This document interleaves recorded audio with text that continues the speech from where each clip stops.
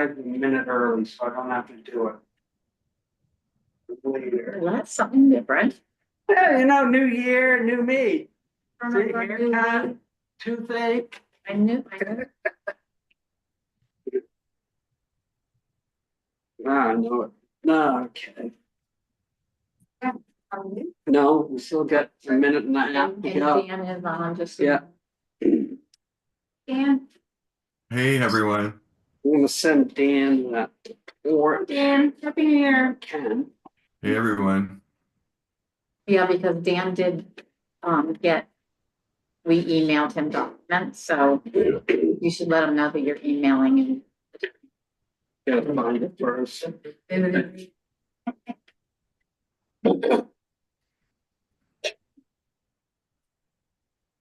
Review. It's also, yeah. Actually save it that way. Let's try it a different one.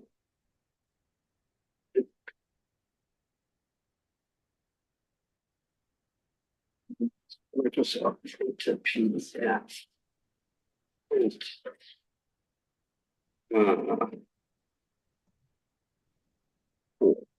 So 165.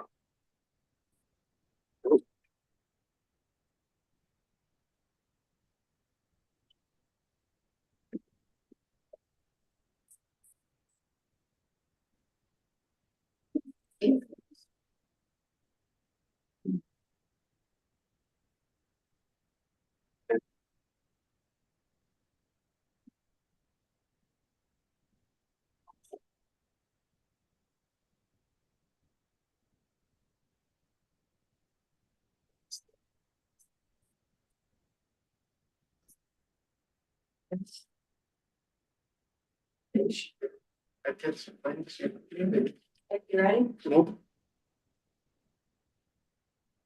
I'm going to be in a second. I'm just gonna change this. Dan, you have mail, just so you know.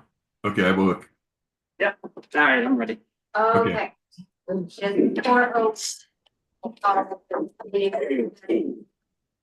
Order. We have form, and Joe is present, Dan Leader is present on Zoom, and Roberta Bosco is here. I would like to thank everybody who's on Zoom and also remind everyone who's on Zoom that this meeting was only given a Zoom option because Dan Leader has to be out away, and so he's here via Zoom. So we're going to please remember that we only do Zoom when one of the select board members is not here. All right, so are there additions, deletions, or corrections to the agenda? Almost set. Two, Dan? Nope. So we'll start by signing warrants and abatements. We have a general fund warrant in the amount of $77,691.86. Do I have a motion? So moved. Thank you. All Second. second? Oh, Yep. yeah. Are there comments? Okay. My comments are only that this warrant covers 40 now, 70 and 21 vendors. Sure. And just two of the bills that were our cleaning for Emerson Hall, which is very expensive. Not expensive, it's very important. And postal interchange. So those are important things. So all in favor? Aye. Aye. And our second warrant is a water department warrant in the amount of $15,277.09. I'll move that in. Sure, second. Okay. There's some. Okay, favor? Aye. Aye. Fantastic. So now we're going to approve the minutes of the last meetings. Okay. All right. We will start with Friday, December 27th, select board meeting. Do I have a motion to approve those minutes? So moved. Thank you. Second. Thank you. Is there any comment? All in favor? Aye. All right. Then we will move on to the work session notes from Thursday, December 19th. Do I have a motion? So moved. Second. Okay, any discussion? All in favor? Aye. Aye. Then we have meeting minutes from Monday, December 16, 2024. I'll move that we accept those minutes. Second. Thank you. Any comment? All in favor? Aye. Aye. All right, moving on. Work session notes from Monday, December 9th, 2024.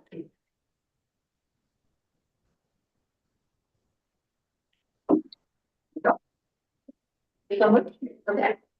Second. Okay. Sorry, Jen, I have to watch it. Any comment? On. Aye. Aye.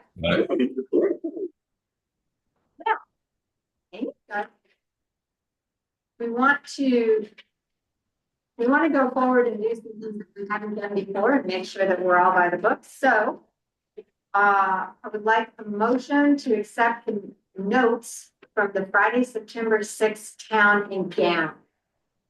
So moved. Okay. Second. All right, all in favor? Aye. Aye. And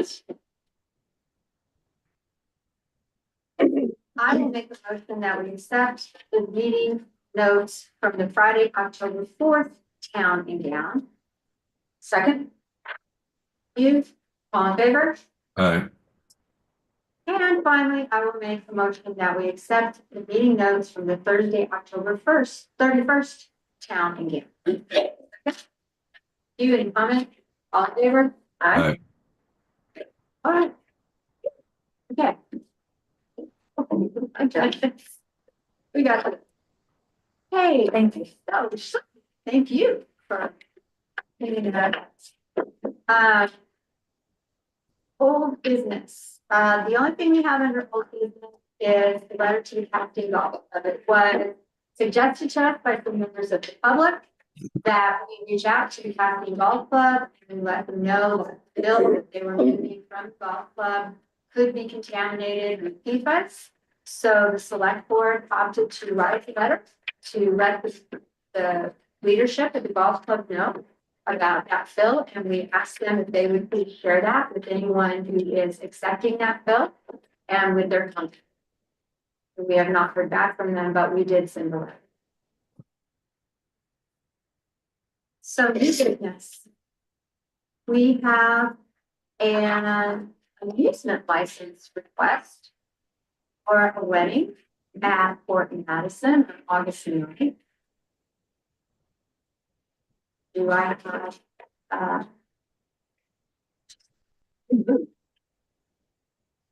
second it. is there any discussion, any question? Whose wedding is it, Roberta? Molly Salter and Charles DuPont. Wow, that's exciting. Yes, it is very exciting. Okay, well, if there are no other questions, all in favor? Aye. Aye. And back to the couple. Yes. Bye. And next we have the annual Castine Fire Rescue Volunteer Association contribution.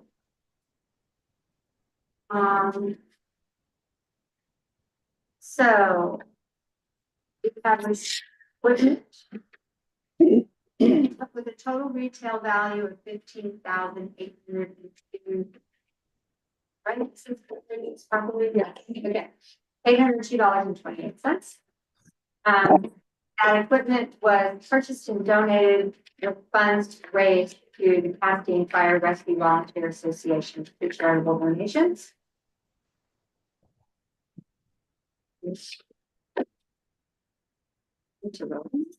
Yeah, I think you do to sign it. Okay. Starting, and I don't know, you know that, but it, okay, God, you're not reading that, I think that. No. Okay, we got a battery chainsaw conversion kit. We got that, really important batteries. Maybe some back, you can probably say more.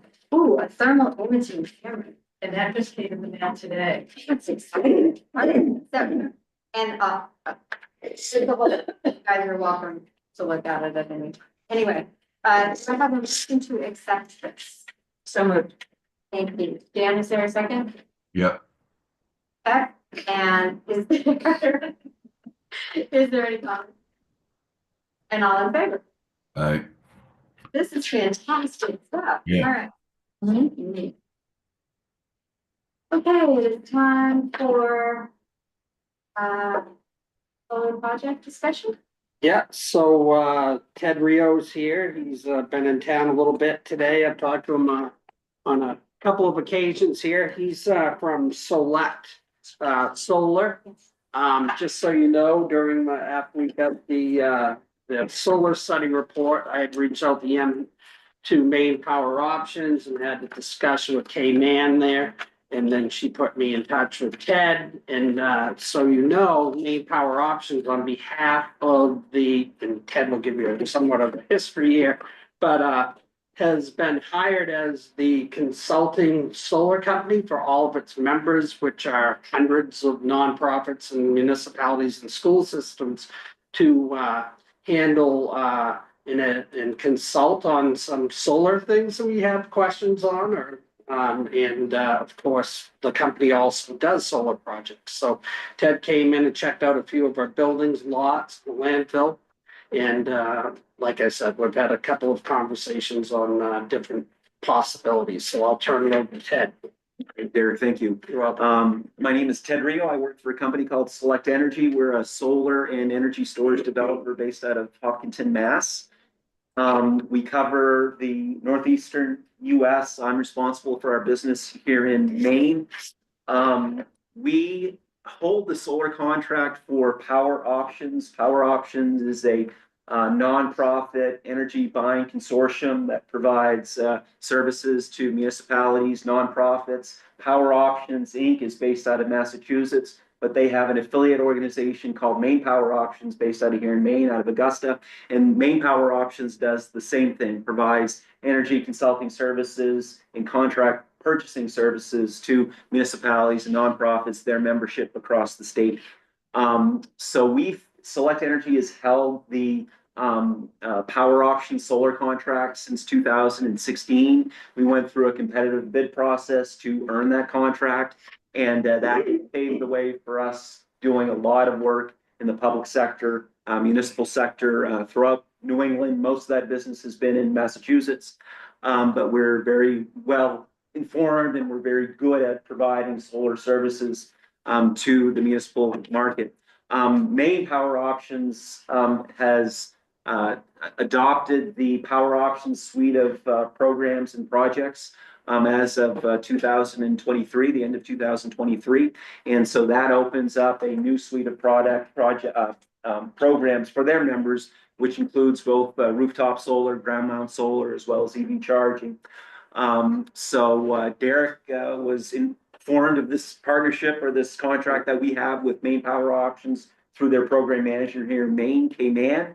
We spoke before the holidays about the landfill opportunity here and the survey and the study that has been done. And we had a subsequent conversation last week, and Derek asked if I could come up and talk to you folks about the project and the potential of the project. And I'm very happy to have the opportunity to do that. I did take a look at the landfill site before coming here, and the top of the landfill is nice and flat. Good southern exposure at that landfill, so it is a good site for a solar project. When it comes to solar development projects, everything is in economies of scale. So the larger the project, the better per watt price you get. The better rate you can offer to the participants in the project if it goes beyond the town. You can build up to a 1 megawatt project at that site. So for context, a 1 megawatt AC project, that would be about a 1.4 megawatt DC project. It would generate about 1.7 million kilowatt hours of electricity on an annual basis. That's far more than you would need if you were to use that electricity to offset the town's meters. I read in the report that you guys had done for you, that your total load across all of the town meters is about 350 or 360,000 kilowatt hours. So that would take up about a little over 20% of a 1 megawatt solar project. So you could do a small 200 kilowatt project at that landfill, which would be specifically to offset the town's electricity use, the town meters. So under Maine's net energy billing program, if you have a solar asset that's generating power, that power gets sent directly to the grid. And as it's sent to the grid, it is metered. And every kilowatt hour of generation creates 1 kilowatt hour of solar credits. 1 kilowatt hour of solar credit will offset 1 kilowatt hour of electricity use. If you have residential or small general service meters, SGS meters, which I think most of your meters are, then that kilowatt hour offsets about 21 cents of bill charges. So for residential and small business meters, that would be about a 10.5 cent delivery charge, plus about a 10.8 cents supply charge. My guess is that at your water treatment facility, the sewage treatment plant, you have a commercial meter, an MGS, medium general service meter. For that meter, you have a lot of charges that are wrapped up in delivery demand charges, which are not levied in kilowatt hours. So you would offset a smaller portion of the bill at the wastewater treatment facility than you would your other meters because of the way the utility bills for those types of meters. But if the town wanted to finance and build their own solar project just to offset the town meters, it would be probably about a 200 kilowatt project. If you wanted to take advantage of the size of that site and build a larger project, that would require going out and finding additional off-takers to claim the solar credits that are generated by that project. So that's certainly something that you guys would look into, and I would encourage you to look into that. This hasn't been done to any broad extent yet in the state of Maine because a lot of this is still very new. But the federal government is offering a lot of funding through the Environmental Protection Agency to help low-income and disadvantaged communities adopt solar, especially low-income households, because those stakeholders have kind of been left out of the entire solar paradigm, I guess I would say. Usually it's your more affluent homeowners, your more affluent businesses that can afford rooftop solar. Through the Greenhouse Gas Reduction Fund, the EPA is offering funding both for the financing of solar projects as well as grant funding to help finance projects that benefit the low-income community. So if you wanted to explore incorporating some panels or some kilowatt hours of generation to help support low-income households in your community, you could do that. That requires certainly some effort on your part, but that's something that could be done. We could also, we being our company, Select Energy, could also find offtake candidates for you to participate in a larger than 200 kilowatt project at that site. We would typically look for nonprofit entities, and if we could find entities that would qualify under the low-income disadvantaged community category, then there's the potential to benefit from grant funding for a project like that. So one of the projects is called Solar for All. The state of Maine is getting $62 million in funding to help support that project. And they're in the process right now through the Governor's Energy Office of determining how they're going to disseminate that funding. The other program is called the Clean Communities Investment Accelerator. Both of these are EPA programs through the Greenhouse Gas Reduction Fund. That is a financing program. And so that program is designed to provide very low financing rates to entities that might have a difficult time qualifying for traditional bank financing. That financing is designed specifically for renewable energy projects, solar projects. And we're working with Coastal Enterprises Incorporated, that's CEI Maine out of Brunswick, I don't know if, are you familiar? They're a community development financial institution. And so they have a direct line to a CDFI intermediary at the national level to access this funding. So there are funding sources as well as grant sources to help offset the costs of solar development projects if a portion of the projects do benefit low-income households or disadvantaged communities. And so that's an opportunity that would be available for you to explore. There is a chance that a developer like us, Select Energy, who would lease that site from the town of Castine and develop a project that you would not be involved with beyond the lease contract, unless you wanted to be an off-taker for your residential or small general service meters. I can't say to you that we would absolutely lease that site. We're not speculators in that we don't find and then lease a site and then go out and find offtake candidates to participate in that project. We typically identify offtake candidates, identify sites, and when we have viable candidates, offtake candidates and viable sites, then we put those groups together. So you definitely do have a good site. You've got three-phase power that's running by the landfill, so you'd have to run a pole line from the road to the landfill site. You'd have to put some perimeter fencing up around that solar array, but the site is a good site. It's a brownfield. You would not offend anybody by siting a project there on top of that landfill because very few people would see it. And it's a brownfield anyway, so it's not as though you're using good agricultural land or cutting down forest land to site a ground mount solar project, a site that cannot be used for anything else. So from that perspective, it would be a good site to develop. Through the contract that we hold with Power Options, you have the ability to let Main Power Options, K-Man and her team basically be your solar consultants for this project.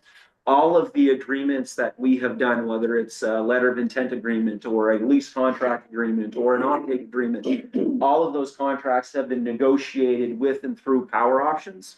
So they've negotiated special contracts specifically for their municipal membership. And they monitor, and we have gates in terms of project margins that we have to remain below. And so all of our projects that we do through Main Power Options or Power Options are audited by their group. And so we have to maintain specific margin, specific price points in order to maintain this contract and in order to do this business and continue to get our contract renewed through Power Options. So what that does offer you is an opportunity to avoid having to go through a public bid process for a project like this. There's quite a bit of work that is required to determine or to identify off-takers if you do want to build a larger than 200 kilowatt project, to sign contracts with those off-takers.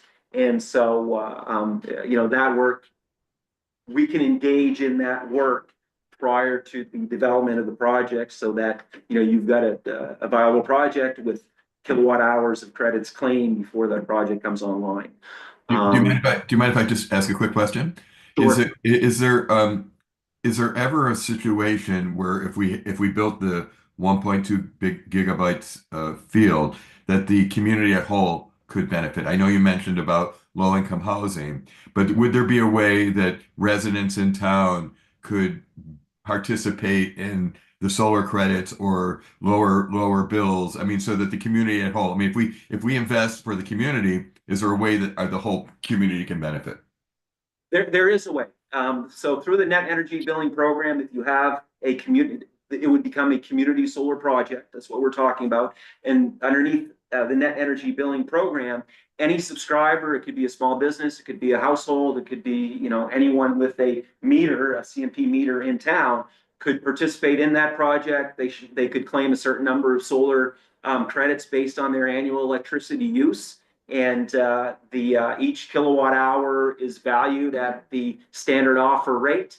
And then the town could offer a discount rate below that standard offer rate to provide value to the citizens of Castine. So yes, that is absolutely something that can be done with the site and a project. And one second question: is there any way for us to know if we added up all the households and all the businesses in Castine, apart from the school, could we get a sense of how much power Castine uses on a monthly or annual basis? Um, that would have to come from CMP, but Okay. we could definitely ask that question. No, So, I'm just curious yeah, because if we're only going to use 20% of the power for the town, okay, right, and yeah. we've got 80% of the power available, I would just be curious to see if we aggregated all the power that everybody uses, how would that compare to that 80% number? Yeah, so if the average household uses 6,000 kilowatt hours of electricity on an annual basis, which is, that's the average, then you'd be looking at about 200 households would be required to participate in a project, a 1 megawatt AC project, where 20% of that electricity is already going to the town. So if Okay. you had 200 households in the town of Castine or a number of businesses included in that group, then you could get to your number. Yeah. Okay, thank you. You're welcome. Can I ask you another question? Yes. So I'm not as familiar with like the logistics of this, but you mentioned contracts with like residents or businesses who might, want to see the credit. These contracts look, are they buying into this to receive the offset credits, or how do they get linked to the solar project? It's an offtake agreement. So it's a contract that says, as a homeowner, I am subscribing to a certain amount of production from this facility. Now, typically, if a developer is the asset owner versus the municipality, typically a developer will enter into a contract with a homeowner. Typically, there's a 180-day notice to cancel, so it's not a long-term contract. And basically, that homeowner says, I am going to pay for 6,000 kilowatt hours of credit offtake from this solar farm on an annual basis. And so it's in the form of an offtake agreement. It's about an 8-page agreement typically. It's not terribly binding. As I said, typically it's the 180-day notice to cancel if you no longer want to participate in the project. But it's simple, pretty simple offtake agreement. Yeah. Are the homeowners physically paying anything to be part of the agreement, or are they just committing like we're going to accept the energy from this source? Yeah. So what they're committing to do is, So what they're committing to do is purchasing the solar credits that result from that solar project. So if they use 6,000 kilowatt hours of electricity on an annual basis, let's say at 20 cents per kilowatt hour, that's $1,200 worth of electricity annually, and they are offered a 20% discount rate by the town of Castine as a result of participating in that project. Then they're paying $240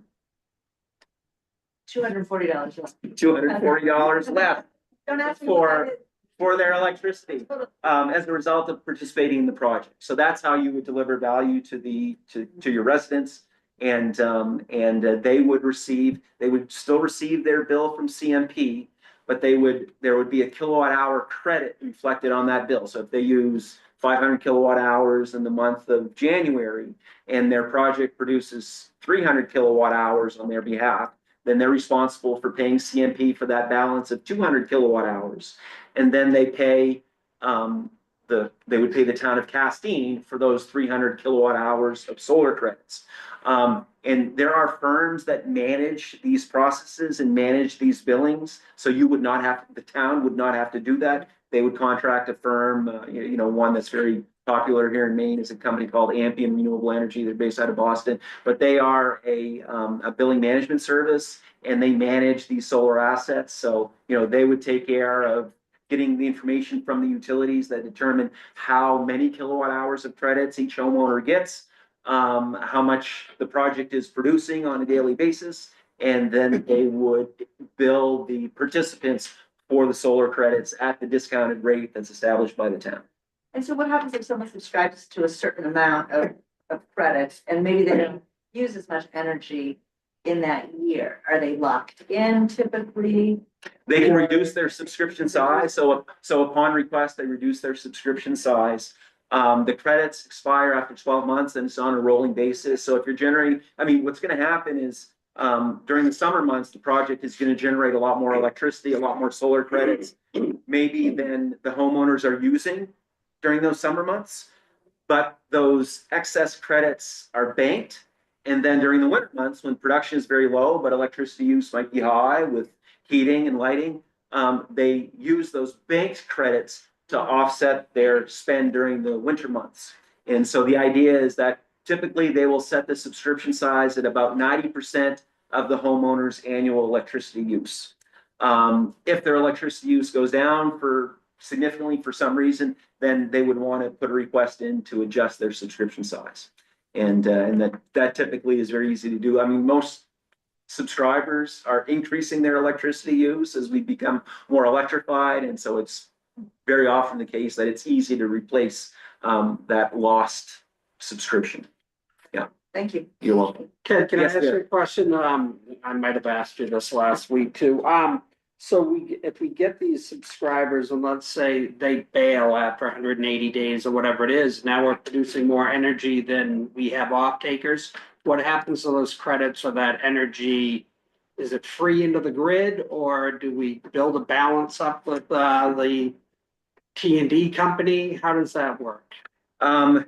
So that revenue, that would be lost revenue for the asset holder, for the town. Okay. And so you'd want to get that subscriber replaced or that load replaced by increasing the size of other subscriptions. Okay. So you would want to, have some level of management associated with that, but you're going to have some churn. You're going to have people move away. They're going to shut their meter down, maybe either sell their home. The new homeowner might not be interested in getting involved with the project. So, those are good questions. And just one last thing. Is this something, should we think about MMA as a partner, or is this something that we're better off? I mean, I'm sure Maine Maritime uses a huge amount of power, Yeah. And Yeah, I definitely would. Derek has I think had some conversations, or the firm that did the study for you. yeah, I think it was indicated in that report that there has been some communication, and I had enough time to stop by Maine Maritime Academy and track someone down and talk to him briefly. And he was not a decision maker. He was on the facilities crew. But what he indicated is that they already are on some solar contracts, community solar contracts. But it would still be worth having a conversation with the person who's responsible for those contracts, who knows how much community solar offtake they're subscribed to relative to their total load, to see if there's any more opportunity there. So very preliminary exploration of that. Maybe not. It would require, a higher level discussion. and if once we say yes, and once we arrange the financing, what's the normal lead time from signing the papers to the system working? It could be 12 to 18 months. Okay. So the first step in the process is for us as the developer to submit an interconnection application to CMP. So they look at the local circuit, the grid, to determine what kind of upgrades, if any, will be necessary in order to accept that electricity from that project. That could take 90 days. It could take 365 days. It's a question mark. But there's plenty of capacity on the circuit of the three-phase line that goes by the landfill. So it's a project that would be under 1 megawatt. So typically those project sizes don't go out to cluster study. I'd say probably 6 months would be a good estimate. It could be longer, it could be shorter. The development cycle from there can be pretty quick. It could happen in 60 to 90 days. The project gets mechanically complete, and then there's a process that's required, which involves CMP to witness test the project, to commission the project. That could be another 60 days. So, 12 months potentially, that would be, I think, a good timeline. I think it's good to expect it could be as long as 18 months for a project like that. Question, Yes. question. And again, obviously, devil's advocate, every time I hear CMP, get nervous. Okay. Sure, right? That every time we think we're gonna get a break from CMP, we will end up getting screwed. Right? I mean, and people around this room, if they check their electric bills, I mean, we went from about 250 to 6,000. Same thing with heat pumps. It was supposed to be wonderful with heat pumps. Well, as soon as people start buying heat pumps, CMP jacked everything up. Right, so there were increases. Besides CMP, what is the tax impact that it be for the taxpayers in town? Because that's another concern. So, and I'm not sure if you can give me that answer, because we won't know till we know the cost of the project. But when you said 20% of the tax or the town would basically be doing different things, and as a homeowner, I would have to go to the town to basically get this, right, and the cost and so forth. So I'm not sure. There's a lot of things, and I appreciate your time. Yeah. And so forth, but there's a lot of different things that have happened. And again, I'm looking at it as a taxpayer, in this community. Are we taking on something, that is gonna impact us as taxpayers? I think the location is perfect, because nobody's gonna see it. Yeah. But is it gonna impact us taxpayers? So if the town decided to finance and own the project, then there'd have to be some sort of bond financing or financing through a group like Coastal Enterprises Incorporated through the CCIA program. But we would do a pro forma for you that would evaluate the costs, the cash flow, and these pro formas typically from the beginning, from the outset, as you're generating revenue, you're collecting revenue through a project like this, you're cash positive from day one. And typical payback periods might be for, if you're using a municipal bond, it'd probably be a 20-year bond, but typically these projects, the payback period is 8 to 10 years if you're using cash to finance the project. So solar panels, life is about 10 years. No. The solar panels' life is 30 plus years. It is. Yeah. So they'll, So it's improved considerably. yes, yeah. No, like the project payback period. So your savings against your cost to service your debt, typically it's about an 8 to 10 year payback. But we would do a pro forma so you could look at what the town is saving by offsetting their electricity use with the credits that are generated by the project, and then what the off-takers, what kind of revenue is generated through the off-takers by extending them a fair and reasonable discount rate, which our recommendation would be a 20% discount rate. So if the town were to engage in a project like this, the project would be cash flow positive from day one. So yes, you've got to take out a bond or some other mechanism to finance that project, but it's generating revenue or saving costs for you from day one. Yeah. And then when you mentioned the federal subsidies, does that reduce the amount that we would have to borrow, or does it replace the cash into that pot? How do those work? And the other thing is, we talked about what community meant for low income housing, because I said I don't think we have a lot, but the community itself can be like Hancock County, right? Under that program, it's not just isolated to us. We could get people from other communities that would buy the credits also. Yeah, so and the governor's energy office is still in the process of creating the rules and the guidelines for this program. But the Solar for All program, if 50% of the resulting solar credits generated by a project benefit low-income subscribers, then that project can qualify for support from the Solar for All grant program. And so we don't yet know how much funding that program can offset if we're talking about a 1 megawatt AC project. But I've got another project that we're working on that an affordable housing developer, Avesta Housing, I don't know if they don't have any properties up here, but they're the largest affordable housing developer in the state. They would be they are the planned off taker for a project that we're working down in Berwick.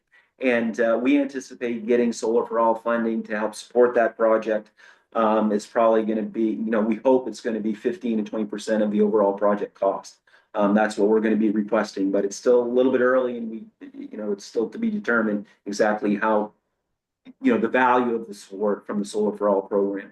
The financing program, that is something else to explore. Certainly, the Maine Municipal Bond Bank. I believe when they went out to bond in the spring, I don't know what kind of rates they got this fall, but in the spring when they went out for about $30 million worth of bond funding, they got a borrowing rate of just over 3%.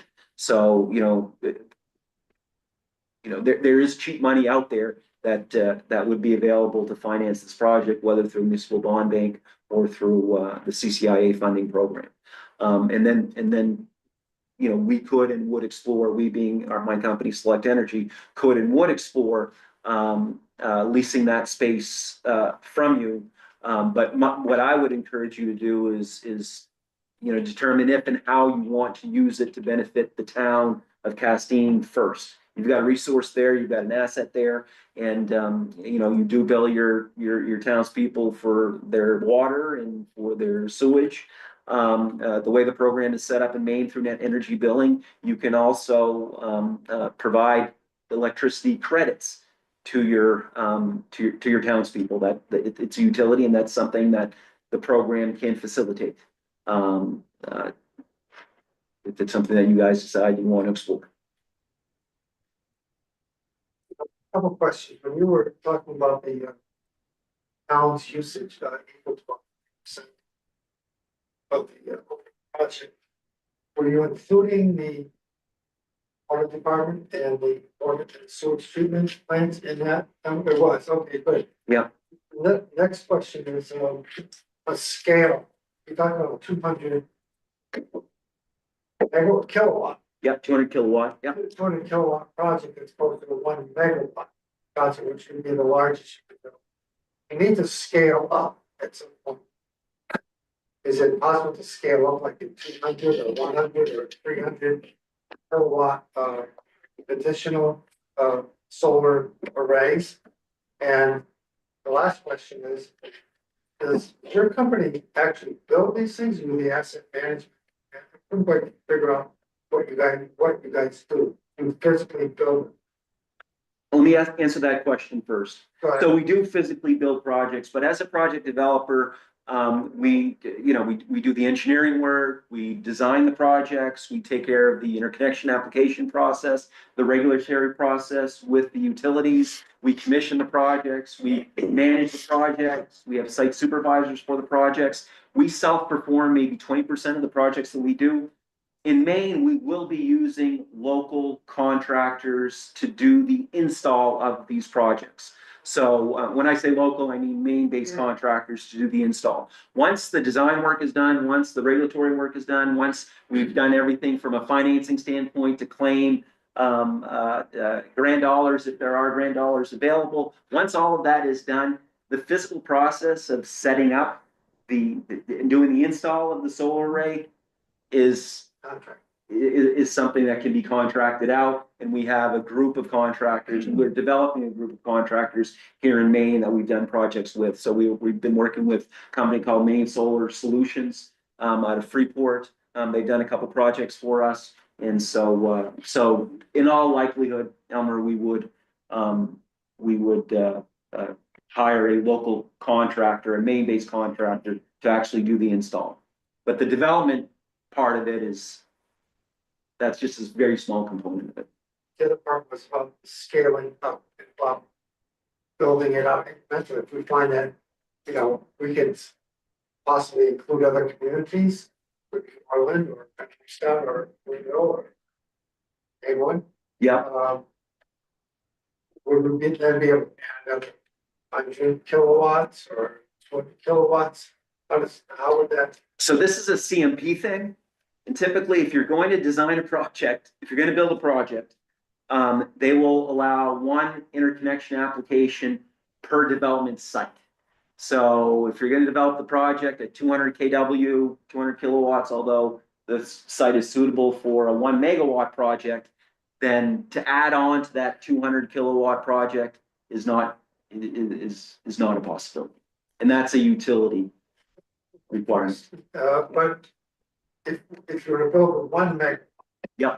project, but you only utilize 200 kilowatts capacity, you still have to invest all the money to build out the entire project, right? So you have an unused asset. Correct. For a period of time.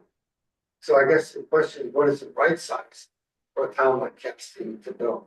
You're limited at 200 and we're stuck at 200 because CMP says you had your shot, that's it, one and done. The other question, of course, is it possible to work with MMA and see if they would move their contracts into a contract that made it more affordable for the town in general, and also made it possible to develop a larger scale project than just 200 watt. We don't know how much their contract for at this point, but I think we should know that because they are, without question, the largest user here. And we're gonna see more and more conversion. Continue to put in electric appliances and heat pumps. So, right? Yeah. It's trending. Right. Anyway, thank you. It was a great presentation. Oh, you're welcome. Thank you. Hi. There's been some controversy about net energy billing. Yeah. I know that some states, I think some states have had it and have gotten rid of it. Could be wrong. Maine has it now. Mhm. In the future, will it, Maine always have it? And if they don't, what happens to programs? So yes, net energy billing in Maine has been around since the late 1980s. So it exists, they expanded the program in 2019, which kind of paved the way for a lot of this ground mount solar development that I'm sure you've seen, as you travel throughout the state. Since they expanded it in 2019, they've kind of decreased the size in a number of ways. So net energy billing, in terms of its ability to facilitate this concept of community solar, has been around since the late 80s and it will always be around.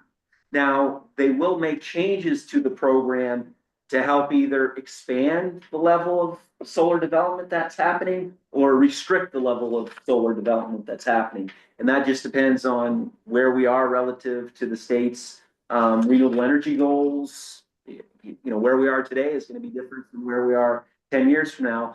Typically, they grandfather projects in. So if you developed a project and submitted an interconnection application when the laws were detailed like this, and then there were changes to those laws, your project is grandfathered in. So you're governed by the design of the program at the time you submitted your interconnection application. But there have been a lot of changes to kind of decrease the scope since 2019. And that is really,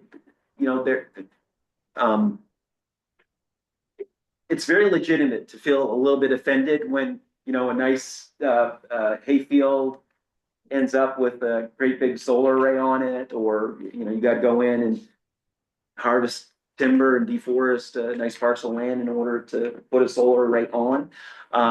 So, the market response to that has not been great. And so that's part of the motivation for reining the program in a little bit. That's why if you have a brownfield or a cap landfill like you guys have, that's three-phase power running through it, you've got an ideal site. I mean, you really do. Of all of your buildings, this one is probably the only one that would fit a rooftop solar array. I'm guessing this is a historical building.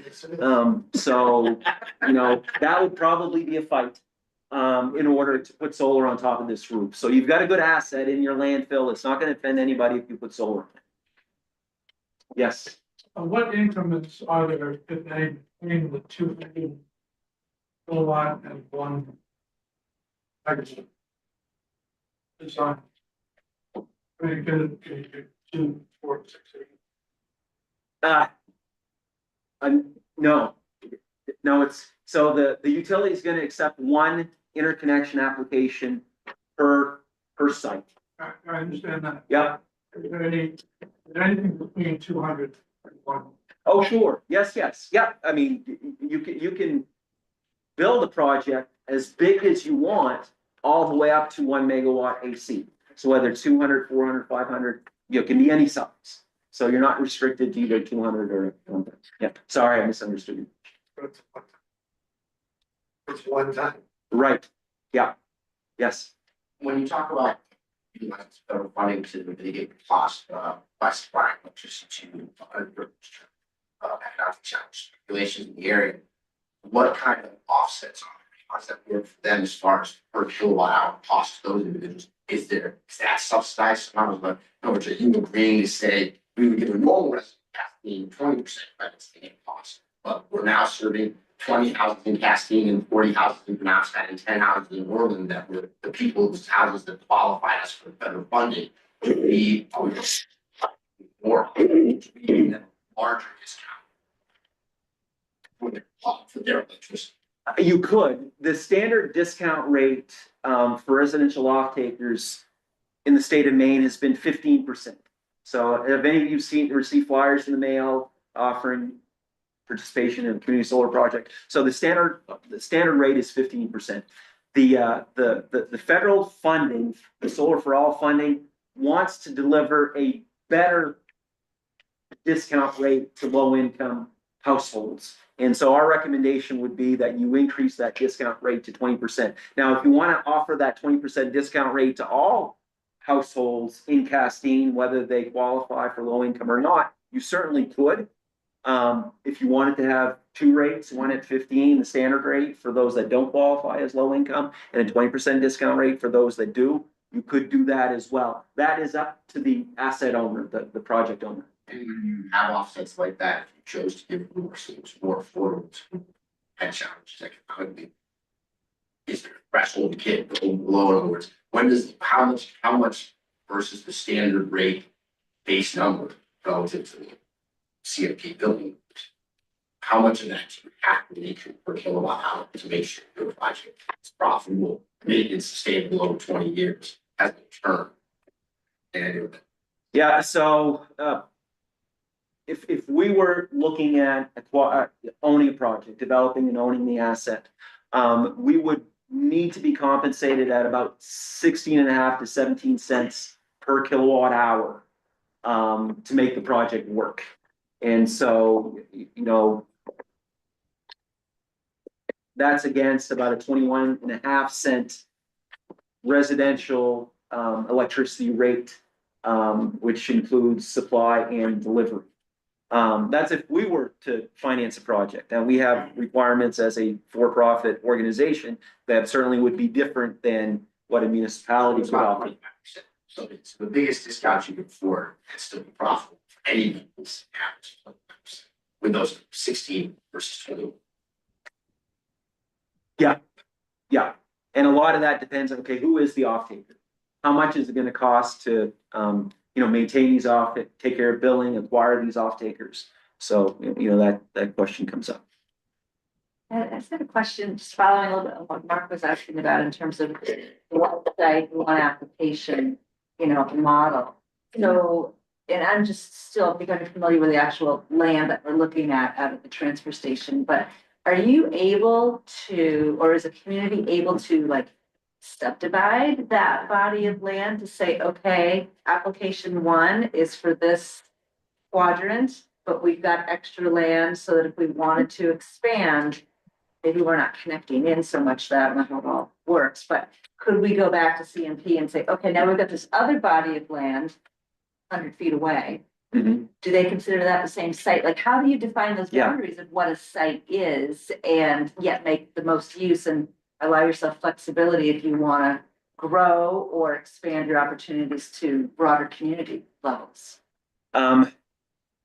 So the answer to the question is no, the utility So they have got to go through a pretty significant study to determine what kind of infrastructure upgrades are gonna be required to accept that electricity from that project, whether it's a 200 kW project or a 1 MW project. It's about the same amount of work every time.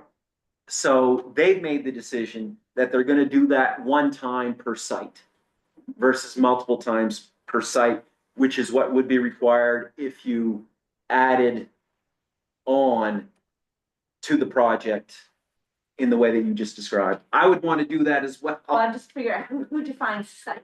Like, and we don't need to get into, the nitty gritty, but I was like, what are those parameters? How does BMP look at a site? Is it everything coming off to that 1 3? Typically, it's an individual parcel of land, so an individual parcel. So, if the map number, lot number that landfill sits on, so all of that land, including the landfill, that would be the site. Thank you. You're welcome. Yes, You've given us lots of numbers to digest, and it's starting to get a moment into my. yeah, and But let's just use a 200 kilowatt site as an example. Your company has been doing this for quite some time. They must have kind of a worksheet that lines out the return on investment for this 200, for this, whatever, 200 kilowatt project. Do you have something like that for us to put in our little hands and take a look at? I will have, what we will do is we will create a preliminary site design and a helioscope. And then we will provide a pro forma that will provide you what the cost would be, what the ongoing operations maintenance would be, what the savings would be through offsetting your town meters. And so we will provide a very detailed pro forma that will help you understand exactly costs, revenue. Oh, question, helioscope, what is it? It's a study that determines how much generation you're going to get at that site. So based on southern exposure, based on latitude, Sunlight per day, per year, sort of kind. right, yeah, and other things. I will tell you, the firm that you did hire to do your study, they used a much higher production ratio than we would use. So their numbers reflect a very optimistic level of generation at that site. So that doesn't mean you're not going to get good generation from that site, but they use a production ratio that is more in line with, what a production ratio would be maybe in New York or Texas. Connecticut, not Texas, but not Castine, Maine. Yeah. Thank you. You're welcome. My recommendation, and this question has been asked a couple times, if you were to begin the process of exploring that site, the first thing you want to do is get an interconnection application submitted to CMP, because they could evaluate the interconnection requirements and determine that it's just not feasible. The upgrade costs that will be required are just too exorbitant to make this project pencil, to make it work. And so that's the most important thing, is to get that interconnection application in with CMP as soon as possible, so you can understand, one, can you build a project at this site? I mean, I believe that you can, you've got capacity, but that ultimately is a decision that CMP makes. Then they will determine what kind of infrastructure upgrades will be required, if any. If those upgrades are significant, they could blow the project up. The finances just won't work. Whether you're going to build a 200 kW project or a 1 MW project, if you submit your interconnection application for the largest size project that you can build at that site, the cost of submitting that interconnection application is the same, whether it's a 200 kilowatt project or a 1 MW project.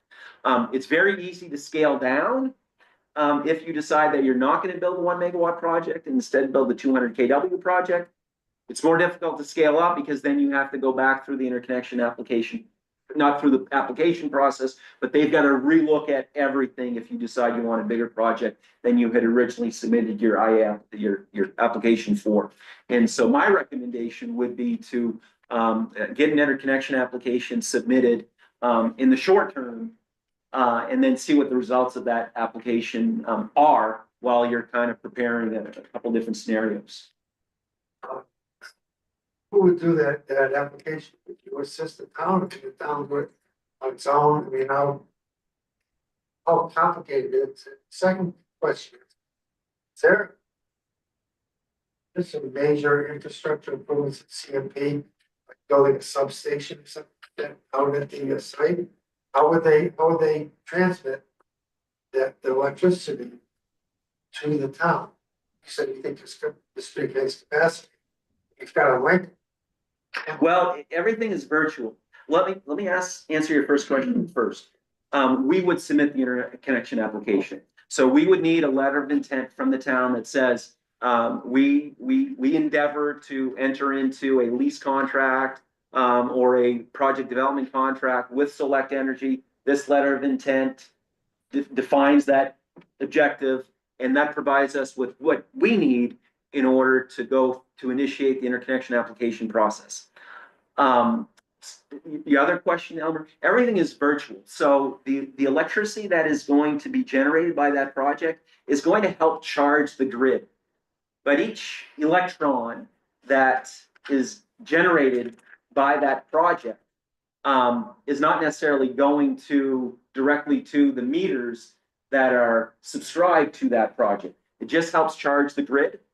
And then there does not have to be any direct connection between the project and an off-taker. You could have an off-taker in Rangeley participate in a project here on your landfill. The project is generating credits, and then you just need off-takers to claim those credits and pay for them. Have to be CFP. It has to be CMP. What's that? I'm sorry, that's the problem. Because many credits are going to get. Sounds good. At the very end, the shareholders of the main CMT not going No, to just increase their rates. that's right. State what we're saving. That's right. So when someone subscribes to a community solar project, that does have an impact on CMP's revenue. What's that? I love the idea. Yeah. Yeah. They're not going to lose money. No, they're not. It's part of their statute as In a. fact, the more heat pumps you put in, the more they're going to charge. Don't forget though, CMP doesn't charge for cell power anymore. They're a transmission distribution company, correct? That's right. So CMP you have- does not supply electricity, they deliver it. Right. So, but see, the rates going up, so. Yeah, yeah. So there's no question. Could be an outside agency, but it's not going on. Yeah, Like what you said, I mean, that's probably what this pretty. yeah. The reality in the state of Maine and the reality in, across the country is that our electricity use definitely is increasing as we become more electrified. But electric vehicles, heat pumps, those are all increasing our electricity use. But things that are beyond our control as individuals, AI data centers, I'm sure you've seen some of what those places are going to require in terms of electricity. So our entire economy is becoming electrified more and more, and we need more generation. To achieve that excess generation, we need an electric grid that is more modern, so that it can receive electricity from what we call distributed generation assets. So assets that are on the load side of the substation. And solar is the technology that achieves that the best. But there's no question that as more of these distributed generation facilities come online, the utilities are going to incur costs to get those projects connected. And they're not going to lose money doing that. So they will transfer those costs onto ratepayers. So while we control our supply rates with more distributed generation, remember at the outset of the war in Ukraine, our supply rates jumped from 7 cents to 17 cents. Our supply rates are back down to 10, 11 cents.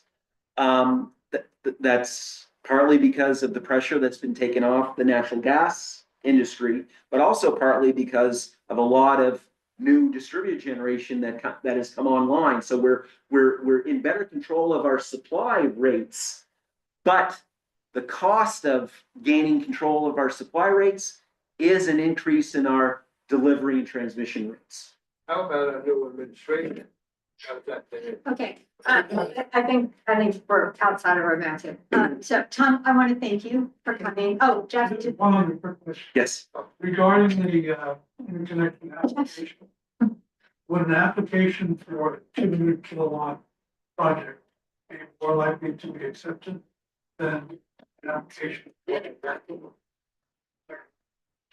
The smaller the project, the easier it is to incorporate, the easier it is to build. But a 1 megawatt project relative to like most of the ground mount projects that you've probably seen, those are mostly 4 and 5 megawatt projects. A 1 megawatt project, especially with the capacity that exists on this circuit here, should be pretty easy to. I'm just thinking as far as, you said that the first step is to go through this interconnection application. Yeah. In order to develop that application, would we be better off to determine 200 kilowatt project before it has to be approved? I don't think so. I think I mean, there's always a chance that your project, the interconnection application, won't get approved, but I think that chance is very low. It's more a matter of timing. Yeah. All right. Yes, no, that's okay. I apologize. I got two application fee. One of the things in that study talked about how if we did the application or whatever, it would be reimbursed by the developer. How much is it to do that interconnection? How much are we talking about for a fee for that? So when we enter into an LOI contract, we incorporate the cost of submitting that interconnection application into the project development costs. If we submit an interconnection application, there's a cost associated with that, and you guys ultimately decide, you know what, we're going to kill the project, we don't want to do it. Then we do incorporate into that letter of intent a value of $5,000, which we would ask to be reimbursed for if the town decides after we submit the interconnection application that they don't want to do the project.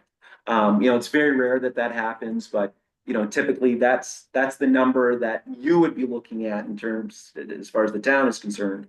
If we pulled out, but if we didn't pull out, then that would just be incorporated into the project development costs. and what happens if CMP comes back and says there's not enough transmission distribution in the pipeline, so to speak? So if they come back and say there's no capacity, then there's no capacity. So we either have to build a very small project based on the capacity that's available, or not do a project. Based on what I've seen, there's plenty of capacity. Then it becomes a matter of, okay, what's it going to cost in upgrades to complete this project? So in that case, you would be on the hook for the 5,000. We wouldn't be. Right, it would be incorporated into the development costs. Now, if the interconnection costs are so high that we can't make the numbers work, then we would come back and tell you, say, hey, we're sorry, but it's just going to cost too much money to interconnect this project to the grid. I don't foresee that happening, but it can happen. There have been a lot of projects that were not built associated with Maine's Community Solar Program because the interconnection costs were just too high. But those were larger projects, not very well sited. Right. Yeah. Okay. Only fine. Go ahead and check with the Pennsylvania Power Authority 183, make sure that they will do it. And so that's what we're talking about. That's right. Through the interconnection application All right. process. Yeah. It better be. One very short question. Are we the only community on the peninsula that's considering doing this? Or are you also talking to, Orland, Penobscot, Blue Hill, et cetera? Because maybe that's a way to scale the project more appropriately if there's more capacity to take electricity. So, do you know the answer? Does anybody know the answer? So I am not engaged with any of those municipalities. So let me just give you a little history here. So I didn't tell you this at the beginning, but I listened to a couple main power options webinars from earlier last year, whatever, on my way to a couple of meetings in Augusta over the last couple of months. And then, of course, been meaning to call, and they have a seminar or webinar coming up on Wednesday, which Ed is part of, right? And so part of the reason I have him in here now is I'm thinking his phone's gonna be ringing a lot after Wednesday. So I kind of wanted to make sure that we were on his like list of clients so that we were fresh in mind and going into this town and gown meeting on Friday to be able to ask Maine Maritime more information about, hey, this is a way to help our community. Maybe we can reduce whatever you're spending on power and kick this ahead of everybody else. So when you talk about who else he's talking to, I don't know. I know he's talking to Berwick because we've had that discussions, but I wanted to make sure that we were in front of the line, knowing that we're serious about doing something. Yeah, and I'm very happy to engage in the offtake acquisition part of this. So if you guys felt, hey, we know the town managers of Orland and Penobscot and Blue Hill, and they might be good offtake candidates, I'd be very happy to be involved in conversations to explain to them exactly how this program and this project would work. Before I go on, so what I would like to do is put together a letter of intent, draft a letter of intent, and provide that to you, Garrett, that you can review with the select board. And if you wanted to enter into that letter of intent with Select Energy as part of the Maine Power Options solar program, then we can get to work on getting an interconnection application submitted. We would do it for a 1 megawatt project, get that done.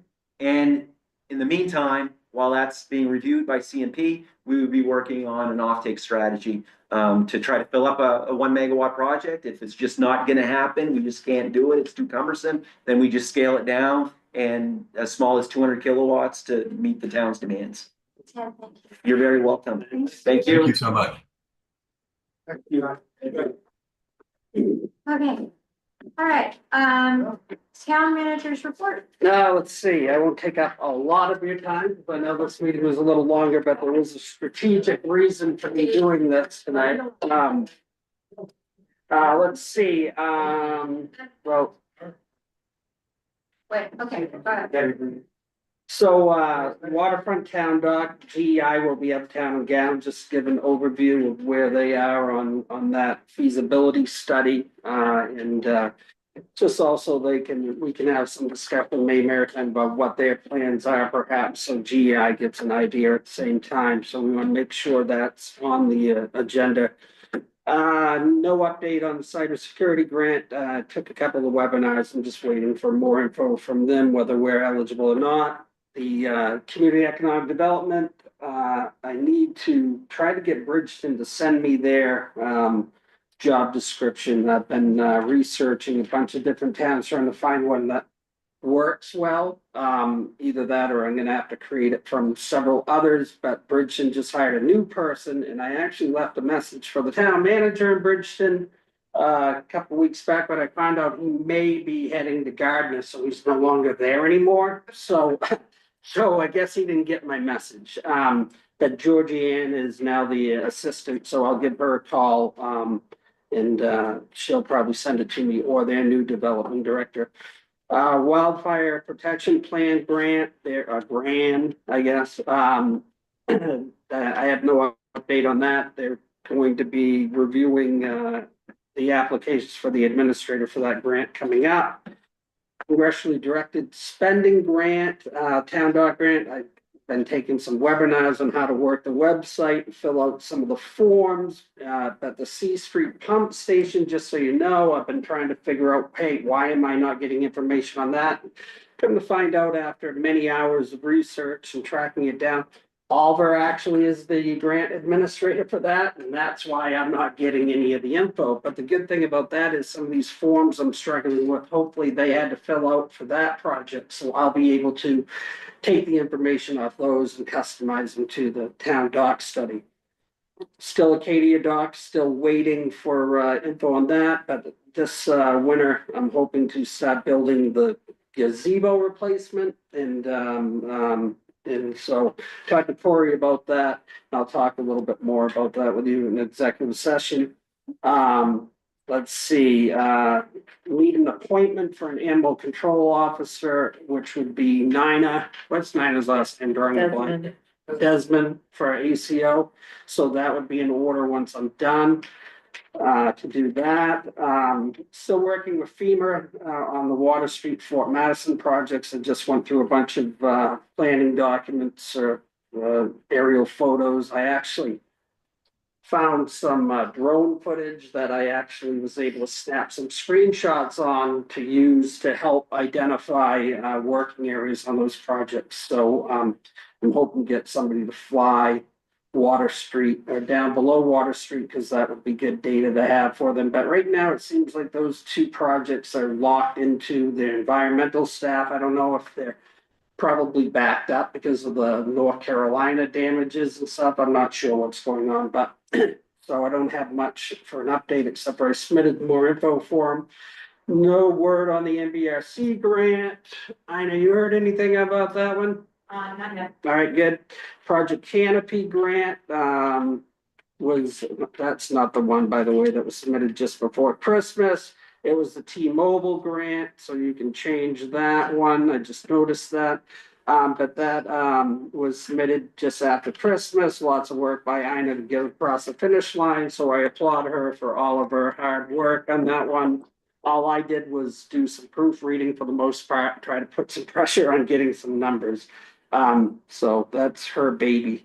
Community Resilience Partnership renewed that program application and updated the list, so we're good for that for 2 years. Gave you the details of my review, for the general assistance, used the newer application, which I swear I took that application from where they told me the new one was. And we need to do a general assistance ordinance update.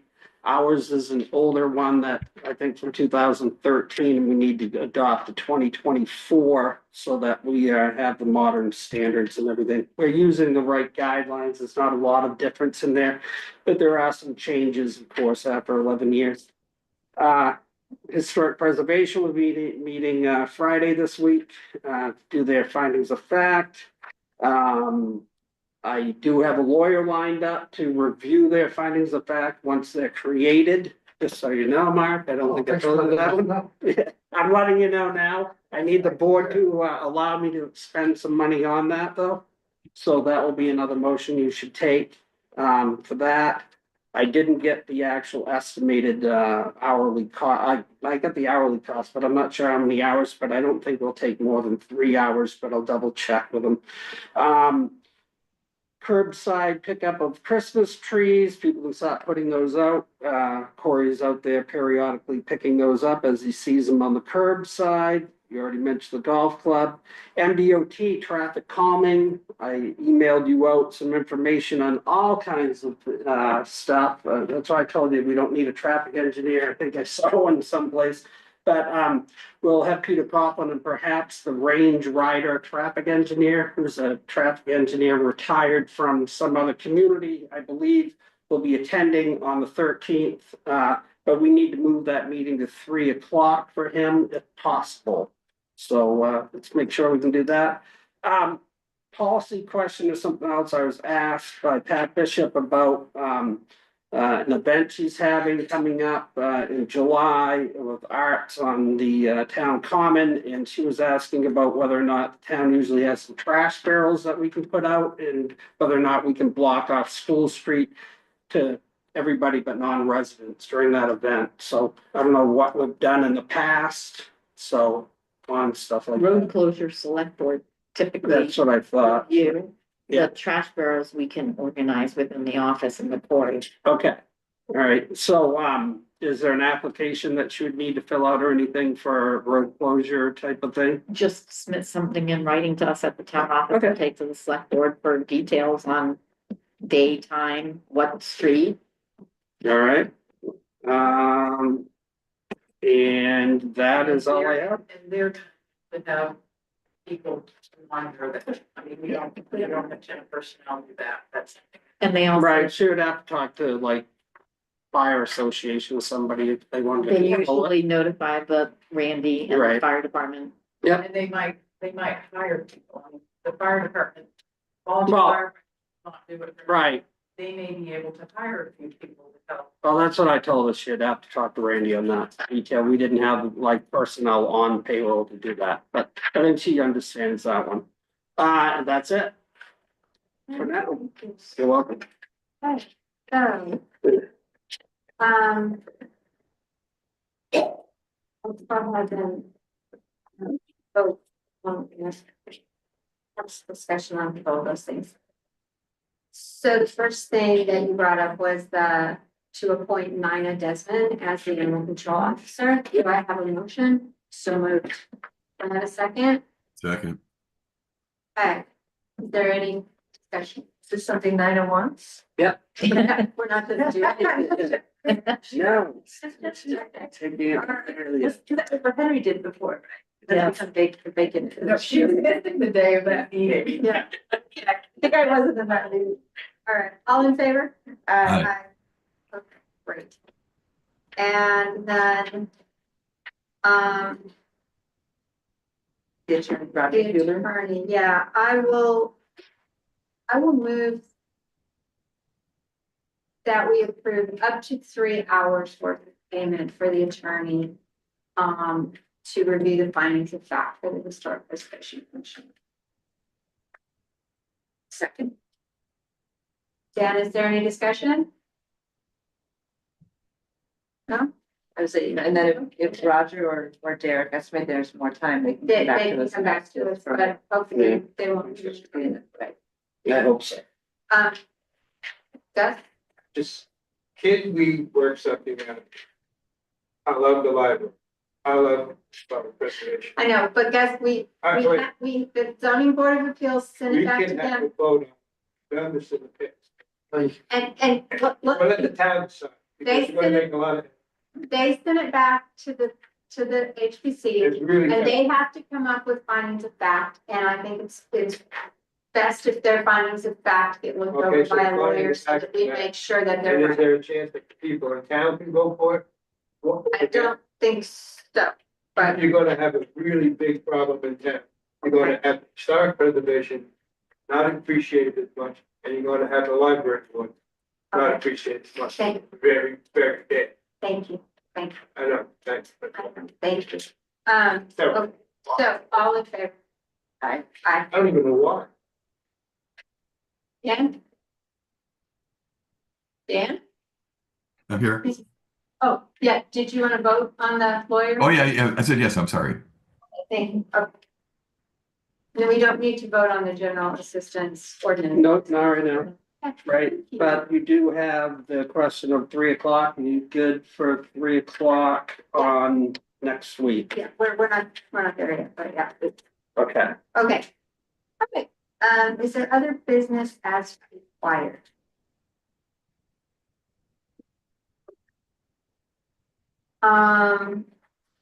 Communications? Members of the public, do you have anything else? Bobby? Okay, go ahead. Oh, I just wanted to say there's a wonderful article in the paper.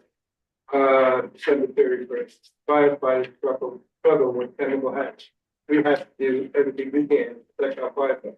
They are in deep trouble with the test. And I wanted to say, I know we absolutely need a new fire station. Location, I agree, but definitely we need. And we need that new fire station to have Firefighters. every single technological advance that we can to protect our fire. And have all the cleaning abilities that they can, I agree, Which they don't have currently. that's right. So we need to do that. Bobby? I have two things, just, one, I apologize if either I have not been paying attention, I missed something, but is there a schedule for the implementation of the comprehensive plan? Not yet. We are waiting to hire the community and economic development director. Okay, but we don't have any. We do not yet have a schedule. I'll second this, it's just, I'm afraid that shedding light where there is some darkness, and this is an ad hoc comment, and I appreciate it. Thank you very much. There have been many, many solar projects that have been done. I hope before we go to something, we have collected those in the various categories and looked at those rates of return, just so we don't go into the other. You don't need my advice, but there's a Thank you. lot of data there. Thank you very much. Okay, anybody else? Okay. Okay, select board comments, Derek mentioned, but I just wanted to, say that Harbor Committee and Select Board had a meeting with GEI, the Muslim Group. And just so everybody knows, there will be a public information and comment session on January 30th at 7 p.m. here at Emerson Hall with them, that you can come and tell them what you think about harbor changes and improvements. There is a snow date for that. It is February 6th. And there will be monthly updates. Somebody will be at the select board meeting on May 21st of this month from GEI or Musson to give an update to everybody. And we will be doing updates at town and gown meetings. So just so everybody knows what's going on with that stuff. Okay, next meetings. Our next meeting is town and gown on Friday, the 10th at 10 a.m. at MMA. Select board has work session homework. MMA in the, I think it's in the Holmes Heritage Room. The Holmes Heritage Room, do you know where the dining hall is? The Alphon Student Center? I guess, yeah. So if you go to the upper part of campus where the flagpole is and we have the lawn. Yeah. You have Levitt Hall, which is. So I know where the dining. Oh, you do? Okay, so then it's underneath the dining hall. So if you go down the stairs, there's a conference room down there. And It's at 10 o'clock or 9 o'clock? 10 o'clock, Okay. the note change, the time. Yeah, 10 o'clock, the time change. The select board work session on Monday, the 13th. The time has also changed to 3 p.m. Dan, is that? okay Yeah, with it's you? fine. Yeah, I'll be calling in. Thank you. It's okay with Amy. Amy's gonna get here when she. that's first day of classes at MMA. I mean, Meredith? So anyhow, it is, no, it will be, and, so I might, but my staff might rebel if I leave them. Yes, I will get here as soon as I can, but probably not. Thank you. And then the next regularly scheduled select board meeting is Tuesday, the 21st at 4 p.m. All right, and I will accept a motion to adjourn. Oh, can I just also point out, So we don't adjourn, we just move into. Yeah. Yeah. I just want to point out, real quick, there's been a development and, the state has made a mandatory dog licenses program Yes. that the clerk world is freaking out over. And the state is doing a webinar, which is gonna take us all of our concentration. So the town office will randomly be closed for an hour. Tuesday, the 14th, and likely the next Tuesday, the 21st, to take advantage of those webinars.